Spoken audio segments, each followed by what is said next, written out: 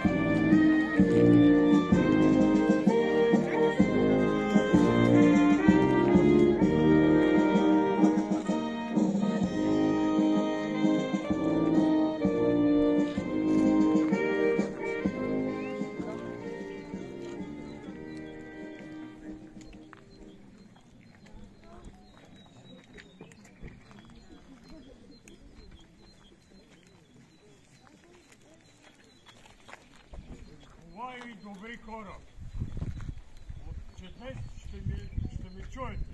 Аз грешникът Йоан. За първи път ще спомена християнския свят. Част записвам. Реакция, разкрих се. Значи станах видим за мълвата, за чуждата възхита. Обзет от себелюбиво безумие споделях тайната си навсякъде. Моята мимолетна слава губи подвига на изстрадалите слова. Сега съм пред Раковишката обител и виждам отец Серафим с запасан пищов направо върху расто. И тая хайдушка видеост ме удиви.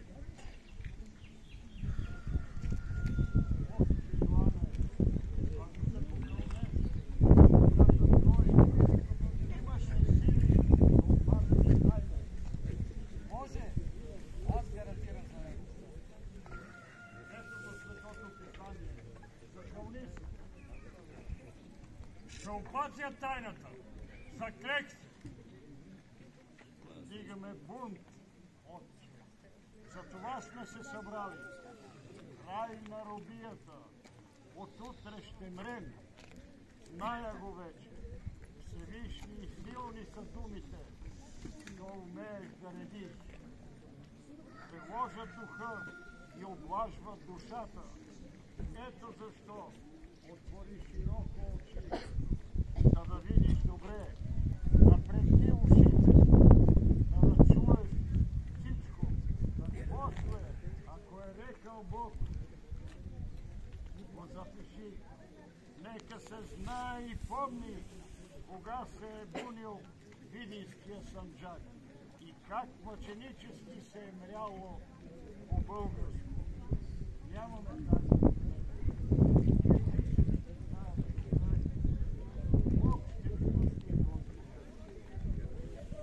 Ето, закатниците идат. Нека се настани. Връшки чук. Сянка на орел. Не наблюдава.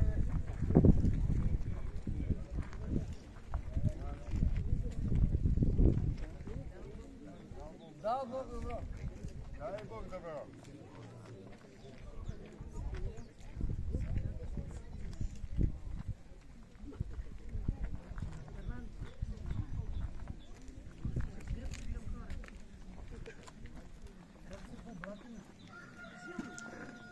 Как да съм? Тежко е. Ти ли си ли чул? Ограбиха ме поганците. Зърното ми взеха, но битъка ми погубиха. Не ни е лесно. На мен душата ми почерниха. Бягоха и двете ми дъщери, погубиха честта на семейството. Обръзнаха ни вече магаряните бръсни. Мира ни не дават. Грабят, убиват, безчинстват. До кога? До кога ще ги търпиме? До кога? До кога? До кога? Тези грозни насилници ще изгоним от земята българска. Князовете идат. Да ги посреща. Да ги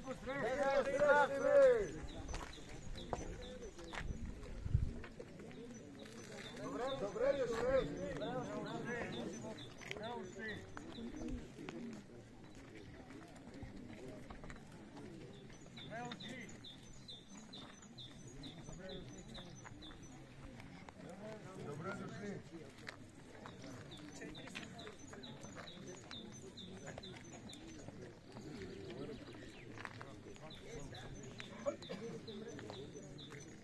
Българи, събрали сме се тук да положиме клетва и вяра, че ще се бориме верно и заедно за свободата на отечеството си. Людите мрът. Поганците ни вземат хлеба. Голата истина е това, братя.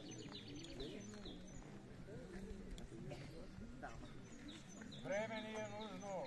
Време. Още не сме озрели. Имаме ли цел? И каква е тя? Какъв ще е смисълът на кървавата буна?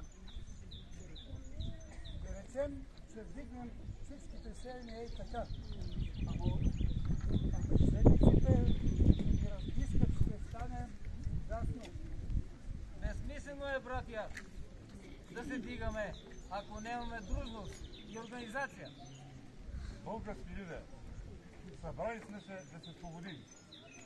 Ние тук всички сме непознати, но ще се разговорим и изслушваме. Като се разбудим, ще станем истински човеци, защитници на многострадалния ни български род. Княжеството е единствения изход. То е онова скеле, върху което трябва да градим нашия дом. Нека най-личните люди, князовете, да рекат своята дума. Ще се буним ли или ще стоим да ни мъчат, мамят и убиват? До кога ще ги търпим, господарите, и тези несправедливи? До кога? До кога? Люде, през лето 1848 нашите лични мъже Вълчо Бочов, Недялко Панов, Вило Първанов се събраха в гора Тонска, поклониха се на Бог и добро дело сториха. С Божията помощ пред тях се изправи един от руските престолонаследници, Константин Николаевич. Нашите люди съобщиха нему всичките ни теглила. И тогава от свитата му се чу обещание за помощ и съвет. Българите да се провикнат, че искат своята свобода. Независимо от тези съвети, български и сръбски, ние се готвим за въстание.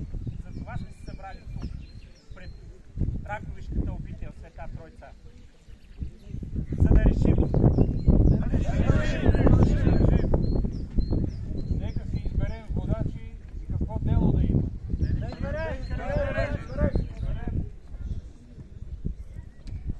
Да изберем комитет и предводители.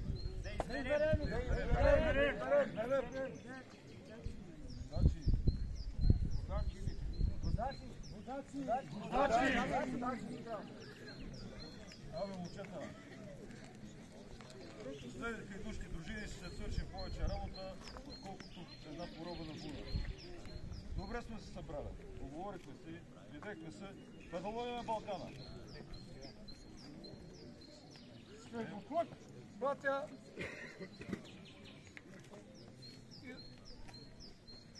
с бъдещи си куршум, вода не се купува.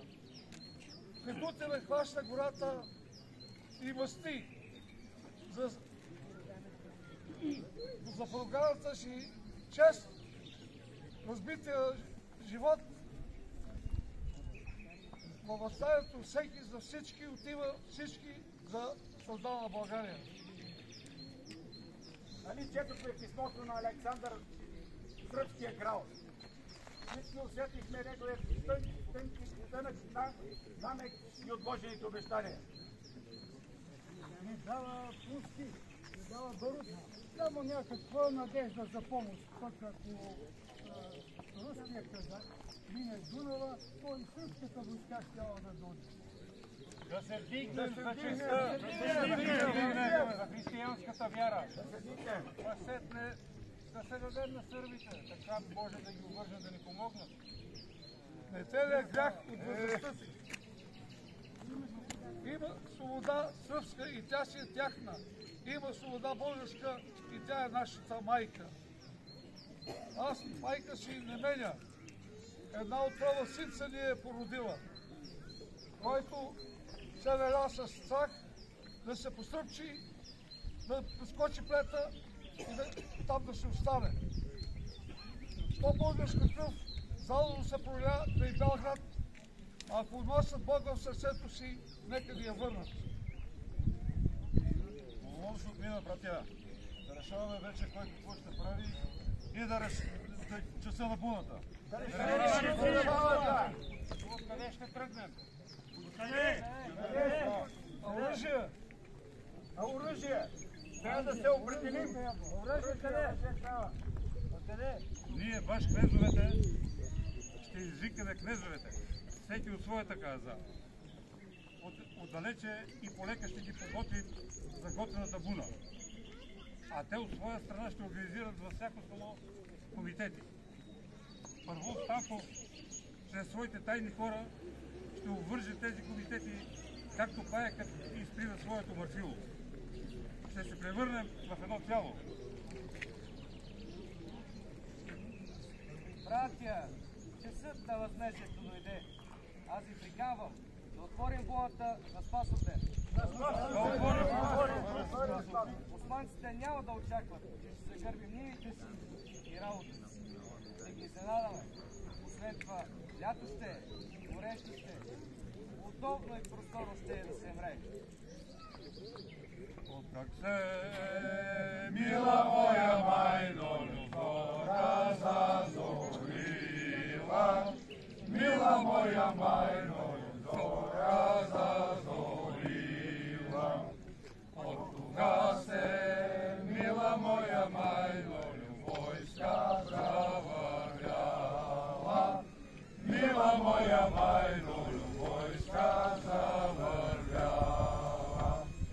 Отишли са, мила моя майно, на Софийско поле, мила моя майно, на Софийско поле.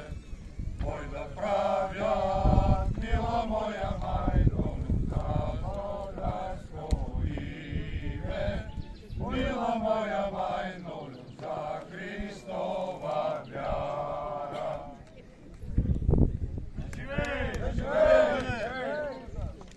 Да се разберем. Буната да е на Спасовден.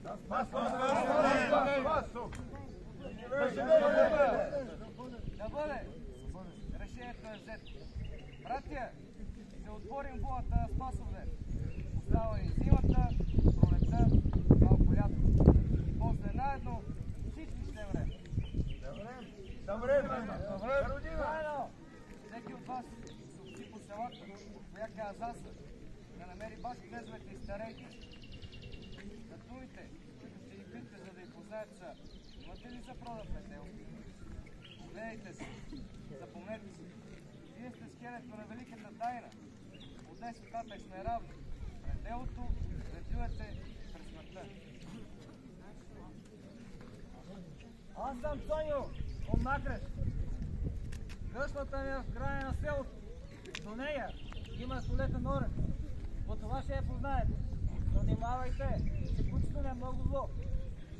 Аз съм Девен от село Турчин. Пожар съм. Лесно ще намерите ответ да ме намерите.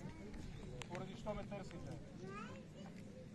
Излезвам гърба на жобетата с гайтани. Аз съм Войо от Раковица. Всички хора ме познават.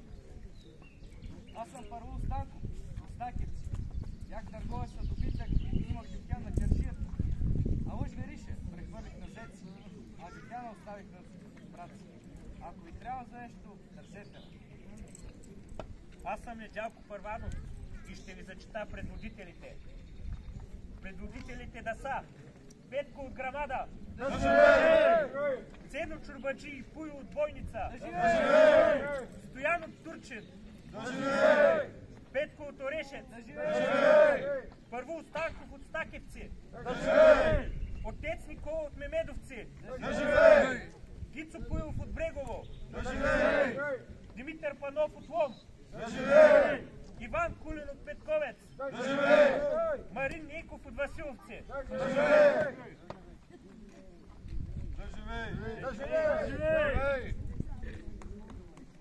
Люде български, гласуването за отпочване на буната на Спасовден и одобряване на предводителите му. Ние всички тук поставихме началото на първото народно събрание в многострадална България. Сега настоявам всички присъстващи да влезем в манастира, да се поклоним и закълнем пред Бога и Светото Писание, да съберем грошове и алтъни за закупуване на въоръжаване за свещения бой с османците. Двора шум се дига, лъскаца и щитове. Край двора шум се дига, лъскаца и щитове. Ето Симеон пристига, войводни синове, добре. Ето Симеон пристига, войводни синове.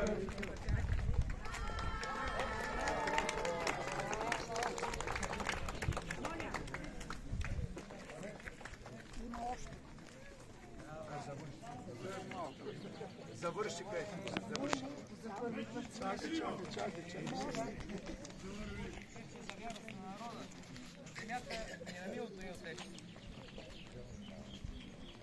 Заклеват се пред Бог, Светото Писание и пред хладното острие на камата. Увеждат народа, те стават пример. Пример за всички избрани да ръководят делата и съдбините на милото ни Отечество, на народа български. Уважаеми граждани, нека почетем с минута мълчание героите, отдали живота си за нашата свобода.